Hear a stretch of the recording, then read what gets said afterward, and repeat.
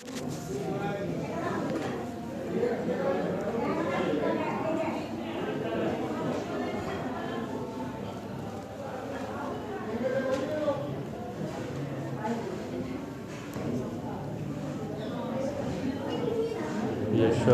प्रसादात् भगवत्प्रसादो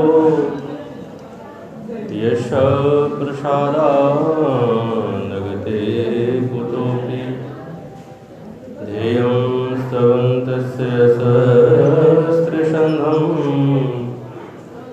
वन्दे गुरुश्रीचरणारविन्दम् अनर्पितचरिं चिरात् करुणयावतीर्न कलो समर्पयितुमुन्नत उज्ज्वलरसा स्वभक्तिश्रिया हरे पुरन्दरद्योतिकदम्बसन्दीपित सदा हृदयकन्दरे स्फुरतो वसचिनन्दन बर्हापीडाविरां मृगमदतिलकं कुण्डलाक्रान्तगण्डं कञ्जाक्षं कम्बुकण्ठं स्मितशुभगमुखं स्वाधरे न्यस्तवे श्यामं शान्तं त्रिभङ्गं रविकरवशनं भूषितं वैजयन्त्या वन्दे वृन्दावनस्थं युवतिशतव्रतं ब्रह्मगोपालवेशं हा कृष्णकरुणा सिन्धु दीनबन्धु जगत्पते गोपेशु गोपिकान्त श्रीराधाकान्त नमस्तुते तप्तकाञ्चन गौराङ्गी श्रीराधे वृन्दावनेश्वरी वृषभानुसुते देवी तं नमामि नारायणं नमस्कृत्यं नरं चैव नरोत्तमं देवीं सरस्वतीं व्यासं ततो तुलसीफलं यत्र यत्र पद्मानानि च पुराणपठनं यत्र तत्र सन्निहितहरिः जय रूपसनाथ भट्ट रघुनाथ श्रीजीव गोपाल भट्टदास रघुनाथ এই ছয় গোসাইন করি চরণবন্দন যাইতে বিঘ্ননাশ পুরম वंशाकल्पतरुभ्यश्च कृपा सिन्धुभैव च पतितानां पावनेभ्यो वैष्णवेभ्यो नमो नमः दुर्गमे प्रतिबिम्बश्रुतपादुगतिमो स्वविपावजष्टिदानेन सन्तसन्तवलम्बनम्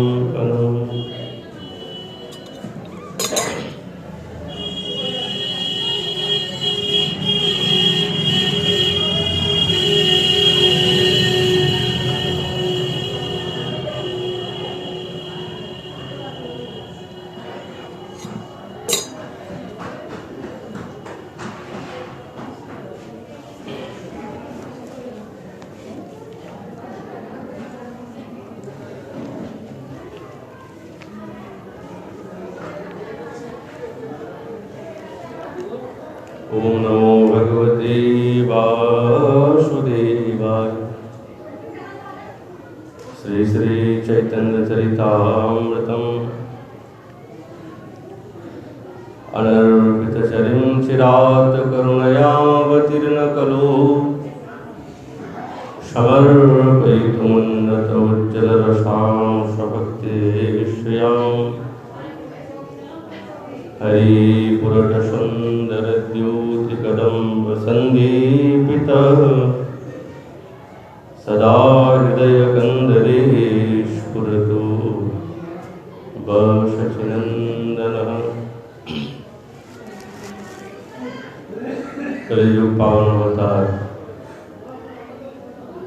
दिया बिहारी लाल श्री कृष्ण चैतन्य महाप्रभु तार अंतरंग प्रिय पार्षद गौड़ी आचार्य वर्ज श्री कृष्णदास चरण विरचित श्री श्री चैतन्य चैतामृत ग्रंथ रत्ने महाप्रभुर दिव्य तत्वेर कथा व्याख्यान प्रसंगे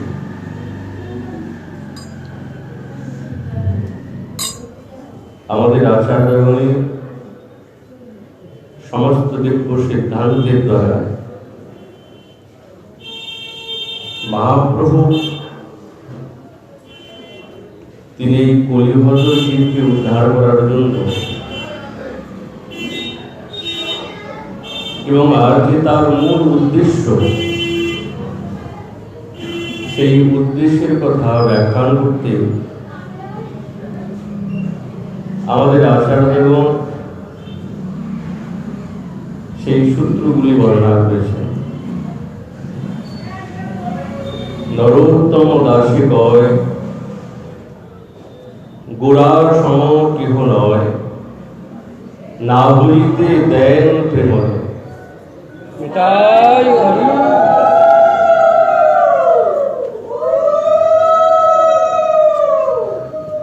গৌরাঙ্গ সুন্দরীর মতন এমন প্রাচুর্যময় এবং হৃদয় বিগলিত করে দেয় তার দিব্য লীলার সমূহের দ্বারা। হেন এমন কেউ নেই যে দিব্য সেই প্রেমের অনুসন্ধান পায়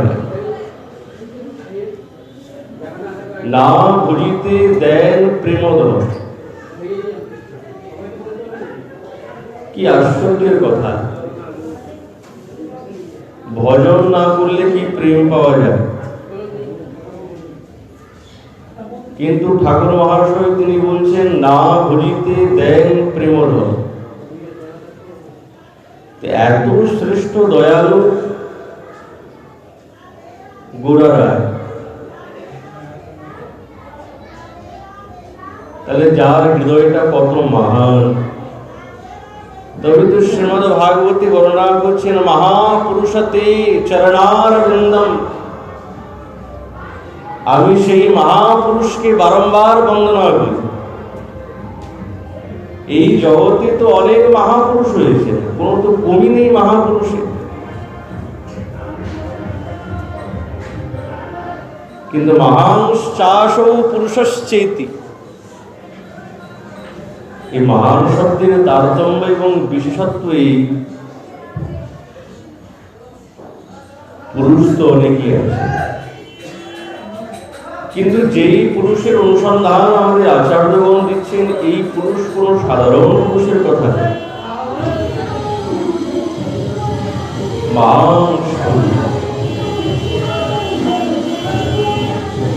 চিরকাল থেকে গচ্ছিত তার দিব্য প্রেম, সেই দিব্য প্রেম এই জগতের কাছে বিলিয়ে দিয়েছে।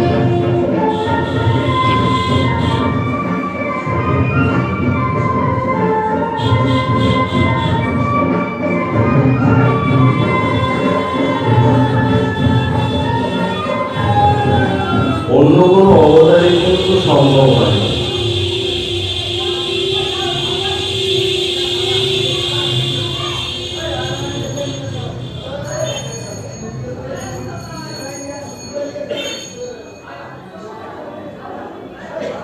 আর প্রেম ধর্মী হচ্ছেন সর্বোৎকৃষ্ট। তাই জন্য বলছে নরোত্তম দাসে কয় গোড়া সম কেহ নয়, না ভজিতে দেন প্রেম।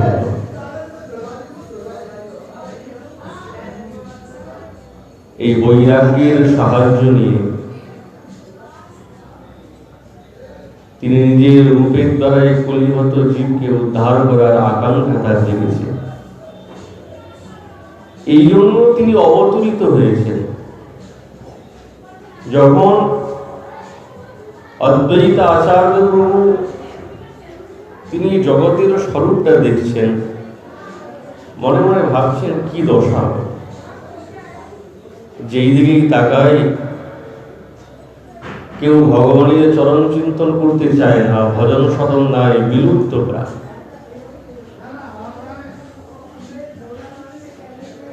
বসে একাকী কাঁদছে। এদের উদ্ধারের জন্য তো একটাই উপায়, সাক্ষাৎ নন্দনন্দনকে আহ্বান ছাড়ার কোনো উপায়। গঙ্গা জল তুলসী দিয়ে কান্তে কান্তে সেই অশ্রুপাতের দ্বারায়, প্রেমাশ্রুর দ্বারায় সাক্ষাৎ নন্দনন্দনকে আহ্বান করলেন।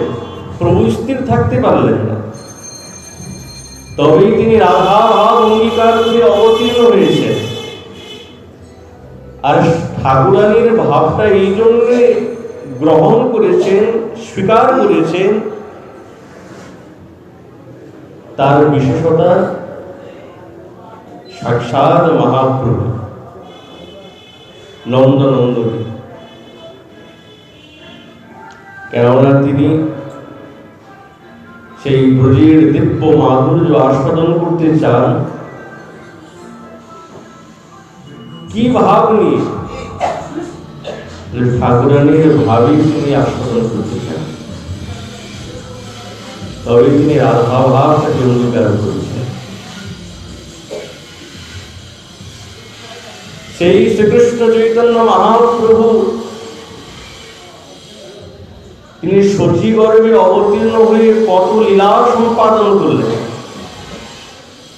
সাক্ষাৎ কৃষ্ণ প্রেমের বিকার দিব্য অদ্ভুত এই জগৎকে দেখিয়েছেন যে বাস্তবিক দেখো কৃষ্ণ প্রেমের বিকার কাকে বলে।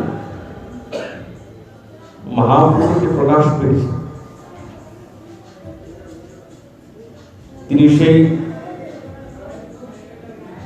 ক্ষেত্রে গম্ভীরা লীলাতে চরম স্থিতিতে পৌঁছে গেলেন। কখনো কুর্মাকৃতি, কখনো সমুদ্রে পতন, কখনো সেই গম্ভীরার ভিত্তিতে মুখঘর্ষণ। এইগুলি কি কোনো সাধারণ? চিন্তা করলাম মহারাজ, হৃদয়ে মহাপ্রভুর যে এই লীলা, সেই লীলাতে প্রবেশ হয় না, কি করে সম্ভব হতে পারে? কিন্তু বাস্তবিক সম্ভব হয়েছে। এর কারণ হচ্ছে এই জগৎকে দিব্য প্রেমের রসে ডুবিয়ে দেওয়া তার মূল ইচ্ছা। এই অলৌকিক এই দুঃখকে নির্বাপিত করার জন্য তিনি সবকিছু ত্যাগ করে দিয়েছেন। খুব চিন্তাতে পড়েছেন। এই দুঃখের প্রবল তরঙ্গ উঠেছে এই জগতে, সেই তরঙ্গকে কি করে তিনি নির্বাপিত করবেন, তার জন্যই তার এই জগতে, এই কলিযুগেতে অবতার। গৌরাঙ্গ সুন্দর এই কলিজীবের জন্য নতুন ভজনের পথ তৈরি করেছেন। ইতিপূর্বে এরকম ভজনের পথ ছিল না, ছিল কি? আর সেই পথটা আরো সুসজ্জিত করলেন আমাদের আচার্য, যে মঞ্জুরি ভাবের সাধনা, ভজন ইত্যাদি মহাপ্রভুর পূর্বে ছিল কিনা অনুসন্ধান পাওয়া যায় না। কিন্তু এই সাধনা, এই ভজনের নতুন পদ্ধতি, নতুন পথ শ্রীকৃষ্ণ চৈতন্য মহাপ্রভু দেখিয়ে গেছেন এই সাধকের জন্য। তবেই তো সমস্ত সাধকগণ দিব্য আনন্দে আলোড়িত প্রেমী তরঙ্গে ভেসে যাচ্ছে। কেন? আগে কি কেউ ভজন করতো না? করত, কিন্তু এই পদ্ধতি ছিল না।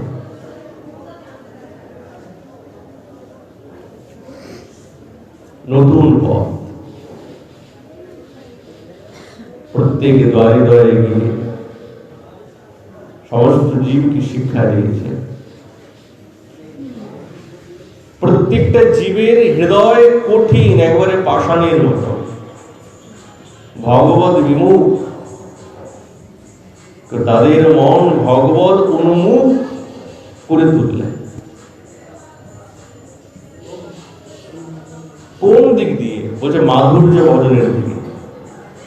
ভজন তো ঐশ্বর্য মার্গেও ভজন আছে, কয়েক রকমের ভজনের সিদ্ধান্ত আছে, কিন্তু সর্বোৎকৃষ্ট সার কবিরাজ গোস্বামীপাদ এবং জীব গোস্বামীপাদের দিব্য সিদ্ধান্তের দ্বারা এটাই পাওয়া যায় যে মাধুর্য ভজন সর্বোৎকৃষ্ট। ভজন শব্দের অর্থ হচ্ছে সেবা। কি করে তাকে তুষ্ট করা যায়? আর মহারাজ এই মাধুর্য ভজনের দ্বারাই যথার্থ দিব্য নরবপু স্বরূপ সাক্ষাৎ গোবিন্দ এবং ভগবত প্রাপ্তি করা যায়। অন্য বস্তুর দ্বারাও পাওয়া যেতে পারে, কিন্তু তার সুখ সেই রকম হবে। যেরকম মাধুর্য ভজনের দ্বারা ভগবত প্রাপ্তি করার যেই দিব্য সুখ এবং আনন্দ, এটা কিন্তু অন্য ভজন সিদ্ধান্ত এবং পদ্ধতির দ্বারা সে আনন্দ পাওয়া যাবে না। যদি পাওয়া যেত, কেন শ্রেষ্ঠ না? প্রমাণ তো আছে, খালি বললে তো হবে না। প্রাচীন যে সমস্ত যোগী সিদ্ধগণ, তারা কিন্তু কেউ সাধারণ নয়, তারাও ভগবত সাক্ষাৎকার করেছেন, কিন্তু মনের মধ্যে শান্তি নাই। আরে বাবা, তুমি তো ভগবত সাক্ষাৎকার করলে। উদ্ধব মহারাজ, ধ্রুব মহারাজ, তিনি তো ভগবত সাক্ষাৎকার করলেন। এত কঠোর তপস্যা করে তিনি সাক্ষাৎ বৈকুণ্ঠনাথকে তিনি নিজের সামনে চতুর্ভুজ নারায়ণ রূপে প্রকটিত করতে সমর্থবান হলেন। কিন্তু তিনি কি সুখী হলেন বা শান্তি অনুভব করলেন? সেই দিব্য রসের অনুভব হলো? ঋষি মুনিগণ ভগবত সাক্ষাৎকার করেছে, কিন্তু শান্তি নাই। তবেই তো তারা আবার কঠোর তপস্যা করে বৃন্দাবনের বনবিথিকাতে, লতাতে, কেউ পক্ষী রূপে বিদ্যমান, কেউ বৃক্ষ রূপে বিদ্যমান। কেন? বলছি এই ব্রজের দিব্য মাধুর্যময় বিগ্রহ নরবপু স্বরূপকে আস্বাদন করার জন্য আবার এসে উপস্থিত। ঋষি মুনি এরা সকলে কি? যে বৃক্ষের সমস্ত পাখিগুলো সকলের চোখ বন্ধ করে ভগবানের দিব্য লীলা এবং তার দিব্য লীলা স্থিতিকে দর্শন করছেন, শ্রবণ করছেন, অনুভব করছেন। তার অঙ্গের দিব্য অগুরু চন্দনের গন্ধ সৌরভকে আগ্রহান্বিত করছে। তাহলে এই দ্বারা বোঝা যায় যে মাধুর্য ভজনই হচ্ছেন সর্বোৎকৃষ্ট। আর এই ভজনের পর শ্রীকৃষ্ণ চৈতন্য মহাপ্রভু তিনি প্রথম প্রদর্শক এই কলিযুগে। এই ভাবধারা তো ছিল না। আর এই দ্বারাই ভগবানকে পেয়ে সেই দিব্য রসা এবং দিব্য আনন্দে সাগরে ভেসে যায় সমস্ত ভক্তবৃন্দ, ভুলে যায়। গৌরাঙ্গ সুন্দরী সেই সন্ন্যাস গ্রহণের সময় সমস্ত ভক্তবৃন্দ তাকে কি বলছে? দেখো, কালী শিখা সূত্র সব মুড়াইয়া ভিক্ষা করি বেড়াই মো সন্ন্যাস করি, তবে মোরে দেখি সবে ধরিব চরণ, এই মতে উদ্ধারিব সকল ভুবন। যখনই আমার ছলে বলে তিনি ভেবেছেন আমি যদি এইভাবে থাকি কেউ তো আমাকে সম্মান করবে না। কিন্তু সন্ন্যাসের একটা তারতম্য আছে, তো শক্তি আছে, ক্ষমতা আছে, এই বেশের ক্ষমতা আছে, ভেষ এই স্বরূপে, এই বেশের দ্বারা আমার কাছে সকলে ছুটে আসবে, আমাকে দেখে ভয় পাবে। কিসের ভয়? না অপরাধের ভয়। সন্ন্যাসীগণকে দেখলে প্রণাম করতে হয়, আমাকে দেখলে সকলে প্রণাম করবে। আর এইভাবে যত পাষণ্ডী, যত পতিত আছে, আমি সকলকে উদ্ধার করব। বলছেন, অতএব অবশ্য আমি সন্ন্যাস করিব, সন্ন্যাসী বুদ্ধে মোরে প্রণত হইব।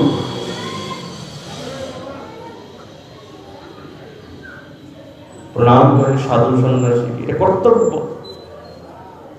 কেউ মনে মনে ভাবে আমাদের গারস্থ ধর্ম ঠিক ভাবে কাটবে, এই ভয়ে সন্ন্যাসীকে প্রণাম করে।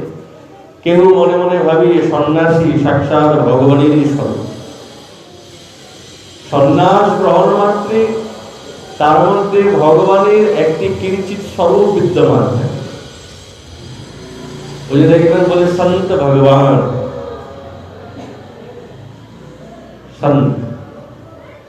যে অসতের কথা চিন্তা করে না, কেবল সতেরই কথা অনুসন্ধান করে। তবেই তো কপিল দেব ভগবান বলছেন, সতাং প্রসঙ্গাত মম বীর্য সম্বিদ। এদের সঙ্গে থাকতে হবে। যারা সতের কথা বলে তবেই তো তারা সৎ। নিত্য নিরন্তর ভগবানের গাথাতে মত্ত। শ্রীকৃষ্ণ চৈতন্য মহাপ্রভু তার নিদারুণ এই সন্ন্যাস গ্রহণ না। প্রণতিতে হইবে ইহার সর্ব পাপ ক্ষয়, নির্মল হৃদয়ে ভক্তি করিব উদয়। ভক্তি তো যেখানে সেখানে লাগিয়ে দিলে, বীজ বপন করলে তো আর অঙ্কুরিত হবে না। ভূমিটা ঠিক হওয়া যায়। যেই ভক্তি সূত্রের দ্বারা ভগবান বদ্ধ হয়ে হৃদয়ের মধ্যে বিদ্যমান থাকতে পারে, এত শ্রেষ্ঠ বস্তু, তাকে জীব জগতের হৃদয়ের মধ্যে সাক্ষাৎ গৌরাঙ্গ সুন্দর বীজটা বপন করবে। এই হৃদয়টা তো স্বচ্ছ হওয়া যায়, যার মধ্যে বীজটা অঙ্কুরিত সহজভাবে হবে। ওই জন্য বলছেন, যখন প্রণাম করবে, সম্মান করবে, দণ্ডবোধ করবে, এর মানে ভাব এসে গেল দীনতা। যতক্ষণ দীনতা না আসে ততক্ষণ কেউ তো প্রণাম করে না। প্রণাম কেউ অহংকারে তো করতে পারে না, যতই অহংকারী হোক। যখনই সে প্রণাম করেছে, প্রণামের পূর্ব অবস্থা হচ্ছে দীনতা, তবে মাথাটা নত হয়ে যায়। মারা ধন্যবাদ, মানে দীনতা এসে গেল। আর এই দীনতারই সার হয়েছে হৃদয়ের নির্মলতা। হৃদয়টা নির্মল হবে, শুদ্ধ হবে, এবং এই শুদ্ধ হৃদয়ে সাক্ষাৎ ভক্তি বপন। এসব পাণ্ডই পাষণ্ডীর তবে হইবে নিস্তার, আর কোন উপায় নাই এই যুক্তি সার। বর্তমান তো ভগবানের নাম চারিদিকে ছড়িয়ে গেছে, কিন্তু সেই সময় এরকম নামের প্রচার ছিল না। যারা ভগবানের ভজন করতেন বা ভগবানের চিন্তন করতেন, বড় গোপনে করতেন, বনে থেকে করতেন। এইরকম লোকালয়ে কেউ হরিনাম সংকীর্তন মহামন্ত্র করবে, লবণে মারার সঙ্গে সঙ্গে ডাকাবে, এদিকে আর তখন তারা দণ্ড হইল না। সেই সময় এরকম ছিল। এই কলিযুগ কেবলমাত্র পাষণ্ডীর দ্বারাই পরিপূর্ণ, এমন পরিপূর্ণ হয়ে গেছে, কেউ ভগবানের নাম নেয় না, কেউ ভগবানের চিন্তন করে না, কেবলমাত্র যাগ যজ্ঞ অনুষ্ঠান, দান তপব্রত ইত্যাদি, এইটাই মত। কিন্তু এর উপরেও যে কিছু আছে এই বিষয়ে কোনো অনুসন্ধান সেই অনুসন্ধানের জন্যই সাক্ষাৎ মহাপ্রভু তার এই সন্ন্যাস গ্রহণ এসেছে। হরিনাম সংকীর্তনের আলোড়ন হয়েছে, কিন্তু দেখছে তো পাষণ্ডীগণের উদ্ধার হয়েছে, যত পাপী তাপী আছে এদের উদ্ধার হচ্ছে। এই কারণে তিনি সবকিছু ত্যাগ করেছেন, সন্ন্যাস গ্রহণ করেছেন। কি আশ্চর্যের বিষয়! সাক্ষাৎ গৌরাঙ্গ সুন্দর ভগবান সর্বশ্রেষ্ঠতার এই ঐশ্বর্য বৈরাগ্য বিদ্যার আশ্রয় করে, ঐশ্বর্য এবং বৈরাগ্য বিদ্যা এর আশ্রয় তিনি গ্রহণ করলেন। কেন বৈরাগ্য বিদ্যার আশ্রয় না করলে কিন্তু জগতের উদ্ধার হচ্ছে না। ঐশ্বর্য তো প্রকাশ প্রথমে করেছে, কিন্তু সবসময় ঐশ্বর্যের দ্বারা কিছু উদ্ধার হয়। ওই জন্য তিনি আশ্রয় গ্রহণ করলেন বৈরাগ্য বিদ্যা। নিজের দিব্য বৈরাগ্য বিদ্যার আশ্রয় করে, অবলম্বন করে যত পাতকী এবং পাষণ্ডের উদ্ধার তিনি প্রকল্প করলেন। এই কলির জীবের হৃদয় বড় কঠিন, খুবই কঠিন। কিন্তু কঠিন যত তারা বিমুখ, এই জীব যত বিমুখ, মহাপ্রভু তত বিমুখ গণকে নিজের ছাতির সঙ্গে লাগিয়েছে। সকলে আমার, সকলের উদ্ধার আছে, কোনো চিন্তা নাই। গর্জনা করে বলছেন সঙ্গে নিতাই চাঁদ তো আছে, যিনি সাক্ষাৎ প্রেমদাতা, কোনো ভয় নাই। এই কলির পতির অধম জীবের উদ্ধারের জন্য তিনি এই দিব্য অবতার, তারা বড় প্রিয়। তাদেরকে তিনি নিজের গুপ্ত প্রিয় ধন একবারে ছড়িয়ে দিয়েছে, পড়বে কারো না কারো তো অঙ্গে স্পর্শ হবে। যোগ যাগ তপস্যা যোগী ঋষি যে দিব্য ধন আগে পর্যন্ত তপস্যা করে পায় না, কঠোর থেকে কঠোর তপস্যা করেছে, ত্যাগ করে দিয়েছে, পায় না, কত সাধনা। কিন্তু তারা এই দিব্য গুপ্ত প্রেম ধর্মের আস্বাদন করতে পারে নাই মহারাজ। কিন্তু কি আশ্চর্যের ব্যাপার, এই কলির এত দোষ ছাড়া কিছু অদোষ বলে কিছুই দেখা যায় না। দোষা অসংখ্যা, এই কলির অসংখ্য দোষে পরিপূর্ণ। কিন্তু এই কলির জীবের এত সৌভাগ্য যে তারা শ্রীকৃষ্ণ চৈতন্য মহাপ্রভুকে পেয়েছে। এই সৌভাগ্য তারা কেউ পায় নাই, না দাপরে পেয়েছে, না ত্রেতাতে পেয়েছে, না সত্য যুগে পেয়েছে। কলির এত দোষ থাকা সত্ত্বেও তার মধ্যে যে সমস্ত জীব আছে তারাও তো দোষী, দোষের গৃহে যারা থাকে তারাও তো দোষী। চোরের সমাজে যে থাকে সেও তো চোর, যদিও চুরি না করে সেও চোর। তাহলে এই কলি হচ্ছে দোষের গৃহ। যত অমঙ্গল, যত অশুভ সম্পূর্ণ এই কলিযুগে বিদ্যমান আছে। তাহলে তার মধ্যে বিদ্যমান যে সমস্ত জনসমূহ তারাও দোষী, তারাও অমঙ্গল প্রায়, সুখ বলেই কিছু দেখা যায় না, কেবল দুঃখই দুঃখ। কিন্তু মহারাজ একটা বড় সৌভাগ্যের ব্যাপার, তার এই কলিযুগে গৌরাঙ্গ সুন্দরকে পেয়েছে। তাই জন্য তো সমস্ত দেবতাগণ বলছেন আমাদের স্বর্গকে ধিক্কার। আমরা এই কলিযুগে মহাপ্রভুর যুগেতে আমরা জন্মগ্রহণ করে তার দিব্য এই অপ্রাকৃত প্রেম রসকে আস্বাদন করতে চাই। এই রস তো স্বর্গে নাই,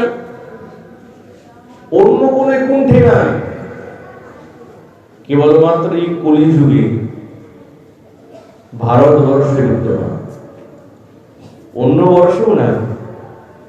আবার ভারতবর্ষের মধ্যে সাক্ষাৎ গৌড়মণ্ডল, আর এই রসের একচেটিয়া সম্পদের অধিকার গৌড়ীয়। যারা গৌরাঙ্গ সুন্দরকে নিজের ইষ্টদেব রূপে স্বীকার করেছেন, নিতাই চাঁদকে নিজের ইষ্ট রূপে স্বীকার করেছেন, নিতাই চাঁদকে নিজের ইষ্ট রূপে স্বীকার করেছেন, কেবল ইহাদের নয়, পঞ্চতত্ত্বাত্মকম নিজের ইষ্ট রূপে স্বীকার করেছেন, তারাই তো গৌড়ীয়। আমাদের আচার্যগণ বলছেন, চক্রবর্তী পাল বলছেন তাও নয়, এদেরকে স্বীকার তো করেছে, কিন্তু যারা আচার্যগণকেও স্বীকার করেছে তারাই হচ্ছেন গৌড়ীয়। আচার্যকে স্বীকার করেন নাই, মহাপ্রভুকে স্বীকার করেছে, নিতাই চাঁদকে স্বীকার করেছে, অদ্বৈত আচার্যকে স্বীকার করেছে, তবু তারা গৌড়ীয়। আচার্যগণকে স্বীকার করেছে। আচার্যগণের কৃপা যদি না হয়, তারা যদি দিগদর্শন না করেন, তো আমরা মহাপ্রভুকে চিনতে পারবো? নিতাই চাঁদের দিব্য তত্ত্ব কত গোপনীয়, কত রহস্যাত্মক, অদ্বৈত আচার্যের তত্ত্ব কত গভীর, ঢুকতে পারবো তো? ঢুকতে পারবো না। ওই জন্য আচার্য বলে, ওই জন্য আমাদের স্থিতি হচ্ছেন রূপা। এই রূপা নুগ রূপা আদি শব্দের দ্বারা যদি আদি শব্দ প্রয়োগ করা হয়, তাহলে আমাদের আচার্য সর্বশ্রেষ্ঠ, যাদের কৃপা দৃষ্টি অবলোকনে আমরা এই মহাপ্রভুকে চিনতে পেরেছি, তাদের কৃপাতে আমরা এই ব্রজের দিব্য মাধুরীর অনুভূতি আমাদের হয়েছে। ওনারা যদি না জানান, তাহলে আমরা জানতে পারবো না, কিছুতেই না, কখনো সম্ভব না। মহাপ্রভু এসেছেন এই জীবের কল্যাণের জন্য, এই জীবের মঙ্গলের জন্য। দেখছেন উপায় না, এদের মঙ্গল কি করে করতে পারে? কত দূর উদ্বিগ্ন হয়েছে, মনে নিশ্চিন্ত হয়েছে এই জীবোদ্ধারের সাধনের জন্য। কেমন ভাবে তৎপর হয়েছেন মহাপ্রভুর দিব্য লীলা গাথা যদি কেউ শ্রবণ করেন, কৈরাগ সেই পার এবং ব্যাসাবতার বৃন্দাবন দাস ঠাকুর যেরকম বর্ণনা করেছেন, সমস্ত পরিকর গণের সঙ্গে সকলকে উদ্ধার করার প্রকল্প। শ্রীকৃষ্ণ চৈতন্য মহাপ্রভু এই কলির দ্বারা এই ক্লিষ্ট জীবকে বিশেষ রূপ দেখিয়ে গেছেন। এই গৌরাঙ্গ লীলা মধুপানে সকলে মত্ত হয়ে যাবে, এমন তার এই জীবের উদ্ধার কার্য ভগবানের সমস্ত কার্যের মধ্যে শ্রেষ্ঠ। শ্রেষ্ঠ কার্য শব্দের অর্থই হচ্ছে লীলা। এই লীলারই ভেদে কার্য শব্দ প্রয়োগ না, কিন্তু এই জীবোদ্ধার কার্যটা হচ্ছে শ্রেষ্ঠ কার্য।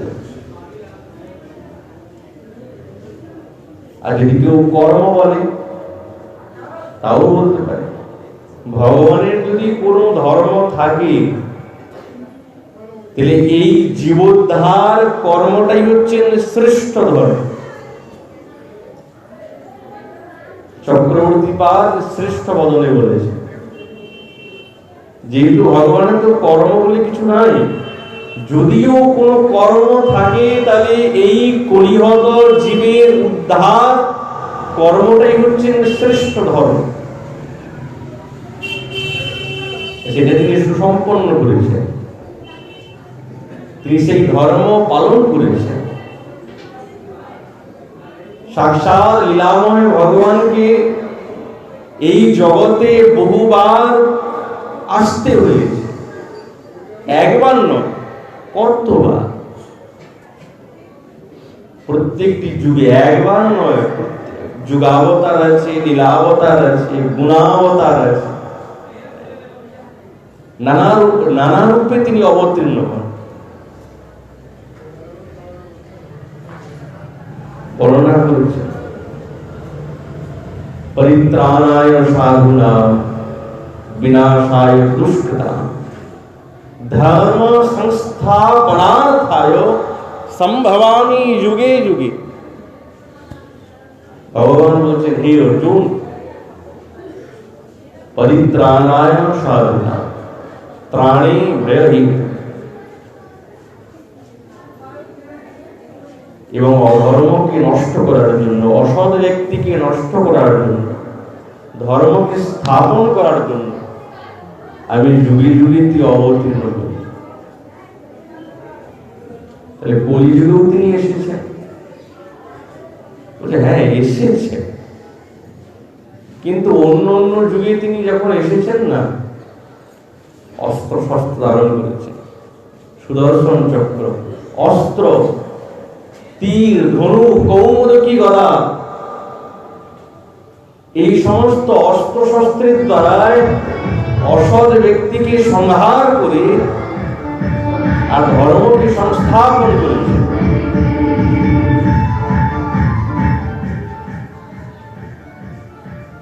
কিন্তু বর্তমান কলিযুগে তিনি কিন্তু এইরকম না। বিশেষ কি শ্রীকৃষ্ণ চৈতন্য মহাপ্রভু তিনি অবতারের সার কেন, এই সিদ্ধান্ত বলতে গিয়ে আমাদের আচার্যগণ এত কিছু কথা বলেছে। অবতার সার গোড়া অবতার, অনেক অবতারই করা অনেক আচার্যগণ বলছেন বা ভগবান সবদনে বলেছেন, কিন্তু মহাপ্রভু কি বলছেন? এই অস্ত্র না দৈব প্রাণে কারো না বলে, প্রেম দিয়ার চিত্ত শুদ্ধ করিব সবার।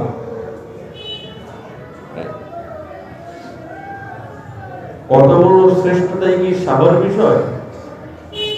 অস্ত্র ধরবেন না, প্রাণে কারো মারবেন না, কিন্তু সকলের চিত্ত শুদ্ধ করবেন প্রেম দিয়ে, সেই শ্রেষ্ঠ বস্তুর দ্বারা।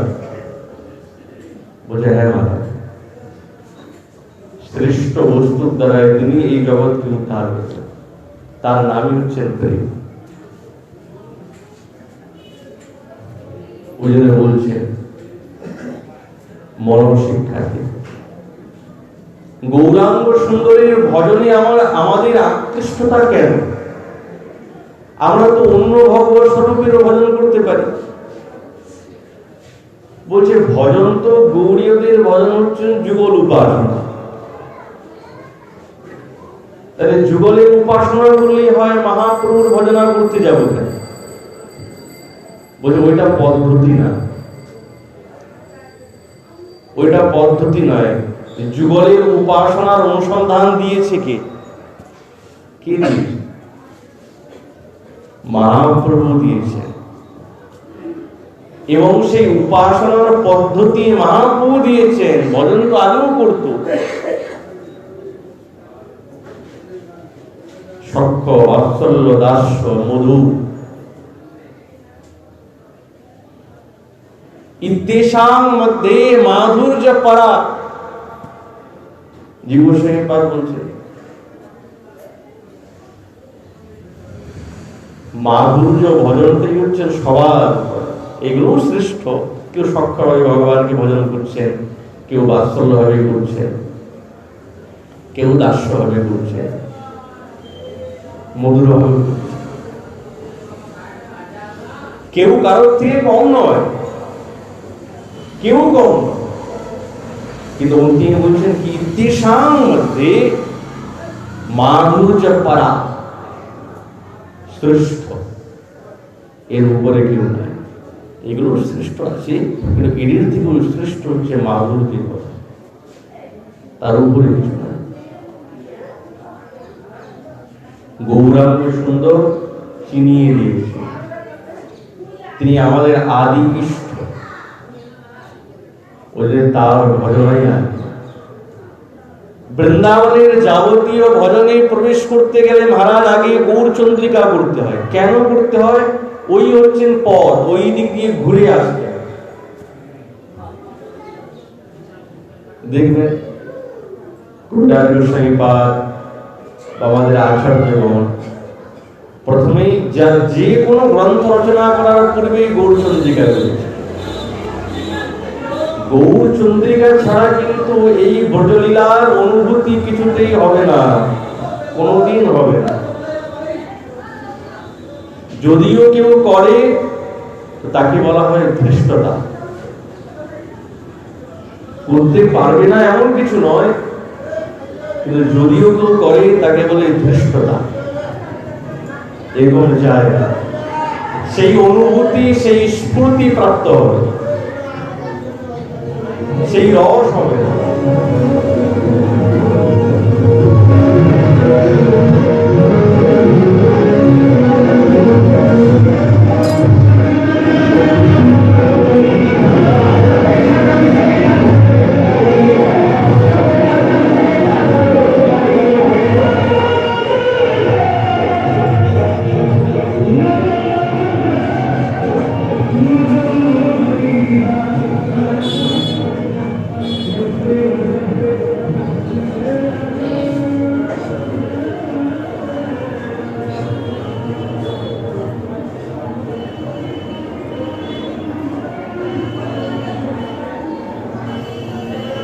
সাক্ষাৎ শ্রীকৃষ্ণ চৈতন্য মহাপ্রভু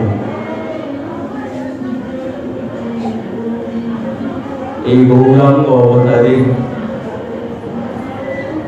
কোন জীব সংহারের বিশেষ জীব সংহারের কার্য, সকলকে প্রেমে হয়েছে।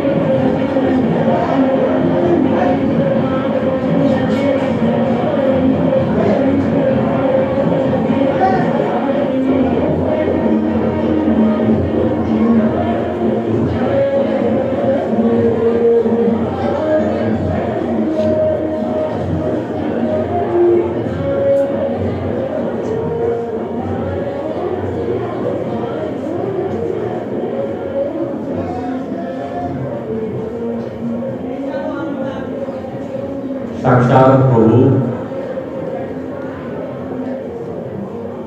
তিনি জগতে জীবের সমস্ত দোষকে নিজের প্রেম রূপী অস্ত্রের দ্বারা ছেদন করে দিয়েছেন। এখানে অস্ত্র শস্ত্র সাক্ষাৎ নাম সংকৃত। এই অস্ত্রের দ্বারা প্রত্যেক জীবের চিত্তকে বিদীর্ণ করেছেন প্রেম রসে, সকলে প্রেমিক হয়ে গেছে। যত পাষণ্ডী আছে, যত পাপী আছে, সকলের চিত্ত শুদ্ধ করলেন।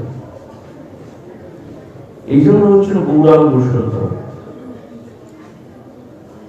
এবং গৌরাঙ্গ বিনে নাহিয়া। হেন অবতার হবে কি হয়েছে, হেন প্রেম পরচার এ মন গৌরাঙ্গ বিনে নাহিয়া। সাক্ষাৎ গৌরাঙ্গ সুন্দর ছাড়া আর কিছু নাই এই জগতে। যদি হে জীব, ঘোষণা করছেন প্রেমানন্দ ঠাকুর, নিজের মনকে বলছেন, এই মন গৌরাঙ্গ বিনে নাহিয়া। দুরমতি অতি পতিত পাষণ্ডী প্রাণে না মারিল কারে। হরিনাম দিয়ে হৃদয় শোধিল যাচি গিয়া ঘরে ঘরে। রে মন গৌরাঙ্গ বিনে নাহিয়া। প্রত্যেক ঘরে ঘরে গিয়ে যেচে যেচে দিব্য সাক্ষাৎ অপ্রাকৃত হরিনামের দ্বারা চিত্ত মনটাকে শুদ্ধ করে তুলেছে, প্রেমে ডুবিয়ে দিয়েছে। ভব বিরিঞ্চির বাঞ্ছিত যে দিব্য প্রেম জগতে ফেলিল ঢালি। ঢেলে দিয়েছে, অল্প বলে নয়, ঢেলে দিয়েছে, মহারাজ সাগর বানিয়ে দিয়েছে, প্রেমের সাগর। যে যত ডুবতে পারে ডুবো। শতধাব গাহন্তা, একবার নয় শতধা, বারংবার যে যত ডুবতে পারে ডুবো। মানে ভব বিরিঞ্চির বাঞ্ছিত যে দিব্য প্রেম জগতে ফেলিল ঢালি। কাঙালে পাইয়ে খাইল নাচিয়ে বাজাইয়ে করতা। কেউ পান করছে, কেউ আস্বাদন করছে, কেউ উদ্দণ্ডে নৃত্য করছে। যে প্রেম পেয়ে যায় সে কি তার মতন থাকে? নিজেকেই বলে দেয়, প্রেমে কোনোদিন নিজের অনুভূতি আর থাকে না, নিজের অস্তিত্ব আর দেহাস স্মৃতি থাকে। তার একটাই স্মৃতি, আমি নিত্য কৃষ্ণ দাস। এছাড়া মনের মধ্যে অন্য কোনো ভাবের স্থিতি থাকে, তখন সে পাগলের মতন হয়ে যায়। হাসিয়ে কাঁদিয়ে প্রেমে গড়াগড়ি পুলকে ব্যাপিল অঙ্গ। চণ্ডালে ব্রাহ্মণে করে কোলাকুলি। জীবনে কোনদিন দেখেছেন অন্য কোন যুগে বা মহাপ্রভুর পূর্বে কলিযুগে কোনদিন হয়েছে চণ্ডাল ব্রাহ্মণ, ব্রাহ্মণ চণ্ডালকে বুকে জড়িয়ে ধরেছে? সম্ভব হয়েছে? আগে যাই দূরে থাকো, তোমার জাত এই নিকৃষ্ট জাতি, খবরদার সামনে আসবেন। ছিল তুমি আমার সমাজে বসতে পারবে না, তোমার জাতিটা নিকৃষ্ট। মহাপ্রভু যখন আসবে, যে যত নিকৃষ্ট, যে যত অধম, সে আগে প্রেম পাবে, সে সবার আগে প্রেম পাবে। মহাপ্রভু তার প্রেমের এমন উন্মাদনা যে মহারাজ জীব জন্তু পর্যন্ত নিজের স্বরূপ শক্তিকে ভুলে গেছে, বৃত্তিকে ভুলে গেছে। সিংহের বৃত্তি হিংসা, ভুলে গেছে। ঝাড়িগণ্ডের পথে যখন মহাপ্রভু যাচ্ছেন উদ্দণ্ডে হরিনাম সংকীর্তন করতে করতে, যারা শ্রবণ করছেন ওইখানে, বাঘ হোক, ভাল্লুক হোক, সাপ হোক, বেজি হোক, নিত্য বৈরী, সাপ বেজি নিত্য বৈরী। হরিণের সঙ্গে বাঘের কোন মিত্রতা আছে আমরা দেখেছি কোনদিন? কিন্তু কি আশ্চর্যের ব্যাপার, হরিনাম সংকীর্তন আবার মহাপ্রভুর মুখ নিঃসৃত, প্রতি অক্ষরে মহারাজ অমৃত আছে। বাঘ নিজের অস্তিত্ব ভুলে গেছে, হিংসাবৃত্তি ভুলে গেছে, হরিণকে বুকে জড়িয়ে ধরছে। সর্ব বেজি পরস্পর উদ্দণ্ডে নৃত্য করছে। আর যেন মনে হচ্ছে প্রত্যেকটি বৃক্ষর পাতাগুলি নাচছে, প্রতিবিম্বিত হয়ে শব্দ হয়ে সকলে হরিনাম গুণে মত্ত হয়ে গেছে। কি করে সম্ভব? কলিযুগে সম্ভব। ব্রজের কথা ছেড়ে দেয়। দাপর যুগে ব্রজেতে ব্রজ তো নিত্য, এই ধামও নিত্য, ভগবানের ধাম নিত্য, অনিত্য না।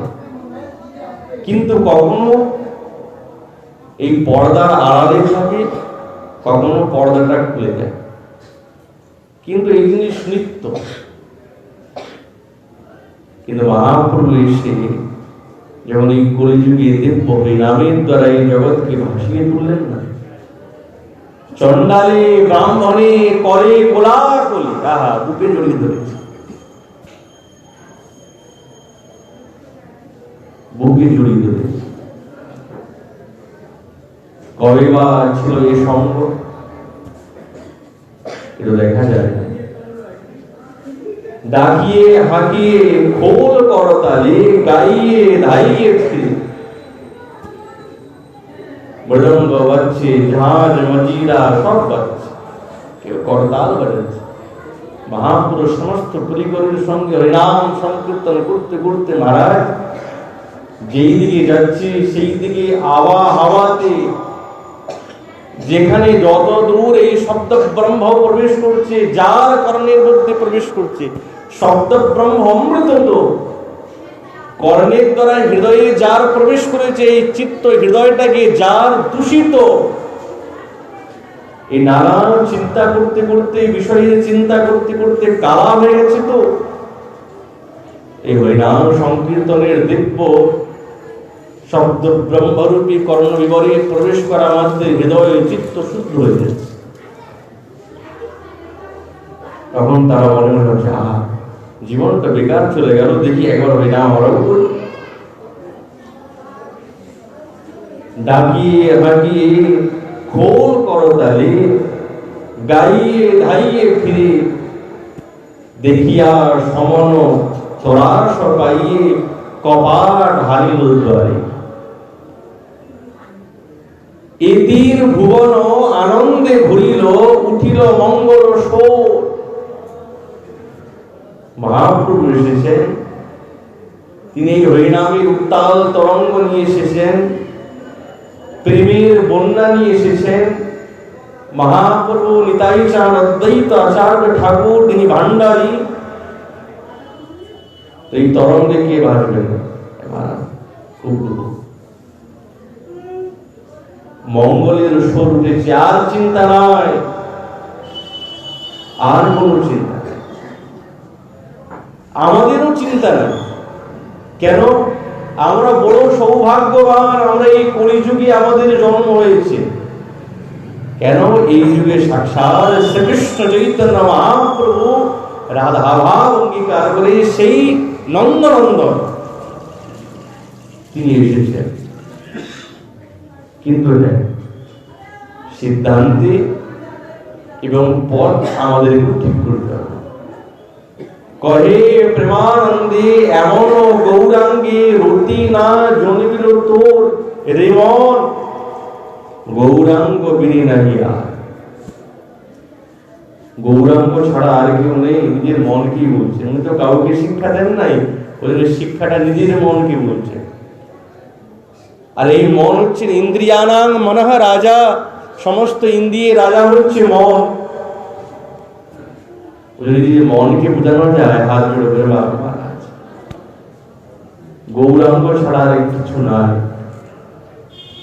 এমন যে গৌরাঙ্গ সুন্দর, তার চরণে রতি রাখাটাই হচ্ছেন সর্বোৎকৃষ্টতা, শ্রেষ্ঠতা।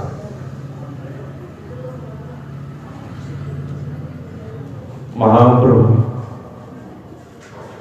গৌরাঙ্গ সুন্দরের এই জন্য তো অবদান, এটি তার মূল উদ্দেশ্য। উদ্দেশ্য তো আরো আছে, কিন্তু এইগুলো হচ্ছে প্রথম উদ্দেশ্য। মহাপ্রভুর সার এবং তার চির আকাঙ্ক্ষিত উদ্দেশ্য হচ্ছে সেই ব্রজের প্রেম রসকে আস্বাদন করা। এটা হচ্ছে মহাপ্রভুর মূল উদ্দেশ্য। এটা মহাপ্রভু বলতে কে? সাক্ষাৎ নন্দনন্দন, ব্রজের কৃষ্ণ, তিনি হচ্ছেন গৌরাঙ্গ। আর সেই রসকে আস্বাদন যদি করতে হয়, কিন্তু কৃষ্ণের পক্ষে সম্ভব না। তাই জন্য তিনি রাধারানীর ভাবটাকে স্বীকার করেছেন। ওই জন্য বলেন গৌরাঙ্গ। এটা হচ্ছে তার মূল উদ্দেশ্য। আর অবতার হেন অবতার নহে, অসুর সংহার হেতু পৃথিবী বিজয়, মহাকায় মহাসুর মহা অস্ত্র মোর, মহারণে সংহার করিয়া করচুর, এবে সর্বজন সেই হৃদয় আসুরি, খড়গ অস্ত্র ছিদ্র নহে, রণে কিবা করি। মহাপ্রভু বলছে এদের প্রত্যেকের হৃদয়টাই আসুরি হয়ে গেছে। এতে অস্ত্র নিয়ে কি করব? অস্ত্রের দরকার নেই, খড়গ দরকার নেই, অস্ত্র নাই, এদের ছিদন এরকম ভাবে হবে না।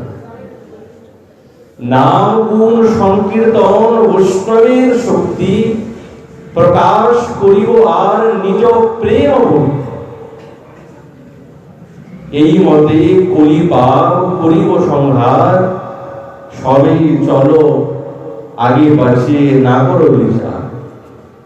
এবে নাম সংকীর্তন খড়গ তীক্ষ্ণ লইয়া।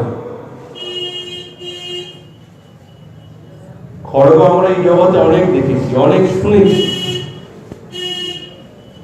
কিন্তু শ্রীকৃষ্ণ চৈতন্য মহাপ্রভুর খড়গ কি? বলছেন সাক্ষাৎ নাম সংকীর্তন হচ্ছেন খড়গ। আবার তীক্ষ্ণ ধারালো মহারাজ পড়লেই সঙ্গে সঙ্গে শিরচ্ছেদন হয়ে যাবে।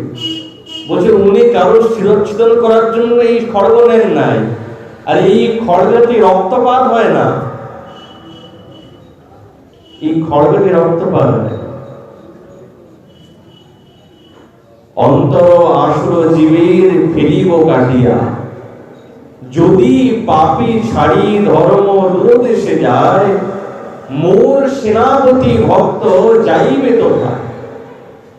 মহাপ্রভু বলছেন যদিও মহারাজ কেউ ছুটে পালিয়ে গেল, ভাই কারো কারো ভয় থাকতে পারে এই খড়গের থেকে, যা কিছু করি কিন্তু হরিনাম মারা দেব না, পালালো, লুকিয়ে ছড়িয়ে পারলো। তো মহাপ্রভু বলছেন যদিও কেউ ছেড়ে হাত ছাড়া হয়ে পালিয়েও যায়, তো আমার সেনাপতি সেখানে সেখানে গিয়ে মারা তাদেরকে উদ্ধার করে। আর মহাপ্রভুর সেনাপতি মহাপ্রভুর ভক্ত গৌড়িয়ারাই হচ্ছেন মহাপ্রভুর সেনাপতি। যারা গৌড়ীয় তারাই হচ্ছেন মহাপ্রভুর সেনাপতি, তারা উদ্ধার করে। নিজ প্রেমে ভাসাইব এই ব্রহ্মাণ্ড সব, কহুনা রাখিব দুঃখ শোক এক হল। মহাপ্রভু বলছে এই ব্রহ্মাণ্ডে যত দুঃখ আছে সব দুঃখ দূরীভূত করব, বিন্দু মাত্র দুঃখ রাখবো, সুখে ডুবিয়ে দেব। তো আমরা যদি বলি মহারাজ আমাদের তো দুঃখ কত কম নাকি, কত দুঃখ, তাহলে কই আমাদের তো দুঃখ গেল না। মহাপ্রভু যে এই ব্রহ্মাণ্ডের দুঃখ রাখবো না। মহাপ্রভু যেই দুঃখের কথা বলছেন না, ওটা হচ্ছে মনের দুঃখ।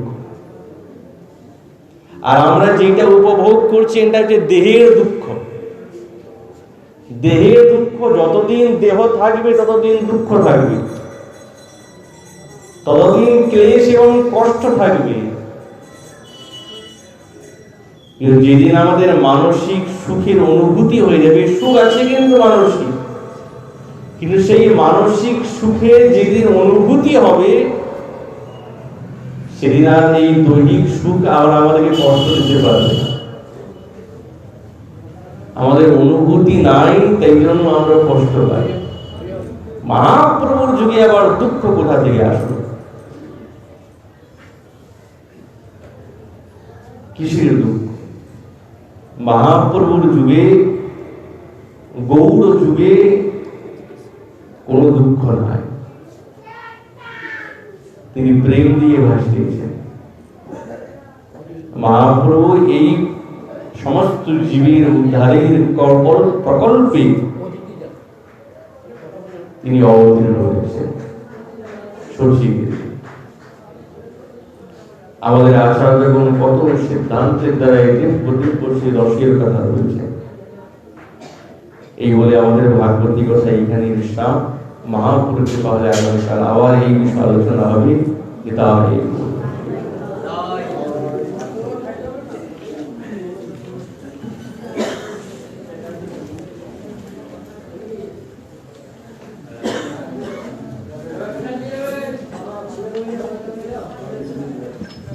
সবাই একটু ভালো সামনে যাবে।